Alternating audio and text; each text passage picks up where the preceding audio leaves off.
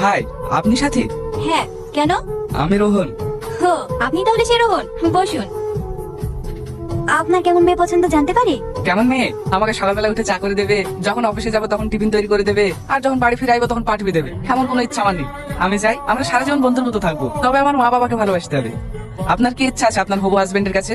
সত্যি কথা বলতে বিয়ে করার কোনো ইচ্ছে আমার নেই, শুধু আব্বু আমার মুখের দিকে তাকিয়ে আপনার সাথে দেখা করতে আসলাম। আরে কথা বলতে বলতে তো কবের কথা ভুলে গেছি। এই নিন। ওগো, তোমার ছেলেকে তো দেখা করতে পারো না, মেয়েটার সাথে ঠিকঠাক ভাবে কথা বলবে তো? আরে বলিয়ে তুমি চিন্তা করো না, আমার ছেলে অনেক সাহসী। সে তো দেখলেই বোঝা যায়, মেয়েদের সামনে কথা বলতে গেলে ওর হাঁটু কাঁপে। আর তোমার, আমাকে যেদিন প্রথম দেখতে গেছিলাম সেদিন তো তোমার মুখ থেকে কথা বেরোচ্ছিল না। এই তো রোহন চলে এসেছে। কিরে, মেয়ে পছন্দ হয়েছে তো? তোমরা তো দেখিছো, আমাকে আবার পাঠানোর কি দরকার ছিল বলো তো? বিয়ে তো করবি তুই, পছন্দ তো তোকে করতে হবে। বল, পছন্দ হয়েছে? আপনি বুঝতে পারছেন না, পছন্দ হয়েছে বলে তো কিছু বলছে না।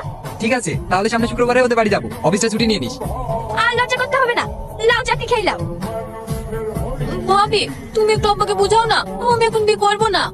দেখ, তুই এখন বড় হয়েছিস, পড়াশোনা প্রায় শেষের দিকে। আব্বা মা তোকে নিয়ে টেনশন হয় না বল? আব্বা মা তো চায় একটা ভালো ছেলের সঙ্গে তোর বিয়ে দিয়ে তারা নিশ্চিন্তে থাকতে। প্লিজ ভাবি, আমারও তুমি একবার আব্বাকে বলো না। কি বলবো, যে তুই বিয়ে করবি নি? আমি ওসব বলতে পারবো না, তুই বলগা। ভাবি, ও ভাবি, আব্বাকে বলতে না পারলে ভাইকে বলো। দেখ সাথে, আব্বা ছেলেটাকে খুব পছন্দ, আর তাছাড়া ছেলেটাও নাকি সরকারি চাকরি করে। তোর ভাই বলছিল ওদের নাকি তোকে খুব পছন্দ হয়েছে, সামনে শুক্রবারে আমাদের বাড়িতে আসবে। কি, সামনে শুক্রবারে আসবে?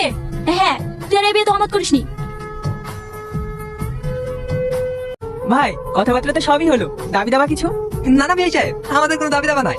আপনার মেয়েকে যে আমার বাড়ির বউ করে নিয়ে যাবো, এটাই আমার কাছে অনেক। ঘটক মশাই, আপনি একটা শুভ দিন দেখেন। সামনের মাসের 2 তারিখ একটা ভালো দিন আছে। তাহলে ভাই, এই দিনটাই ফাইনাল করা যাক নাকি? হ্যাঁ হ্যাঁ, আমাদের কোনো অসুবিধা নাই। আব্বা, সাথী। কিছু বলবে? হ্যাঁ আব্বা, ওর রোহনের সাথে একটু কথা বলতে চাই। ঠিক আছে, তুমি ওদেরকে উপরের দিকে নিয়ে যাও। তোমরা এখানে গল্প করো, আমি নিচে গেলাম। আপনার ফ্যামিলি সবাই অনেক হাসি খুশি, তাই না? হ্যাঁ, আমি ছোট থেকেই দেখে আসছি আমাদের ফ্যামিলিটা অনেক হাসি খুশি। আব্বা মাকে না নিয়ে খেতেই বসে না। সত্যি, আপনার ফ্যামিলিটা অনেক সুন্দর। বলুন, কি বলার জন্য রাখলেন? আমাকে আপনার ভালো লাগে? হঠাৎ এই প্রশ্ন? না মানে, আমাদের বিয়েটা তো অনেক তাড়াতাড়ি হয়ে যাচ্ছে। আমাকে যদি আপনার পছন্দ না হয় তাহলে আপনি বাড়িতে জানিয়ে দিতে পারেন। না না, পছন্দ হবে না কেন? আমি যেদিন তোমার সঙ্গে প্রথম দেখা করতে গিয়েছিলাম সেই দিন আমি তোমাকে আমার করে নিয়েছি। আমি কিন্তু বিয়ের পরে বাড়ির ভেতরে থাকতে পারবো না। এখন যেভাবে বন্ধুদের সাথে ঘুরি, আড্ডা দিই, বিয়ের পরে এভাবে থাকতে চাই। আপনার কোনো আপত্তি নেই তো? যাকে মন দিয়ে ভালোবাসে তাকে তো চোখ বন্ধ করে বিশ্বাস করা যায়। তুমি তোমার বন্ধুদের সঙ্গে ঘুরতে যাও, এতে আমার কোনো আপত্তি নেই। সত্যি, আপনি অনেক ভালো মানুষ, আপনার মতো মানুষের তুলনা হয় না।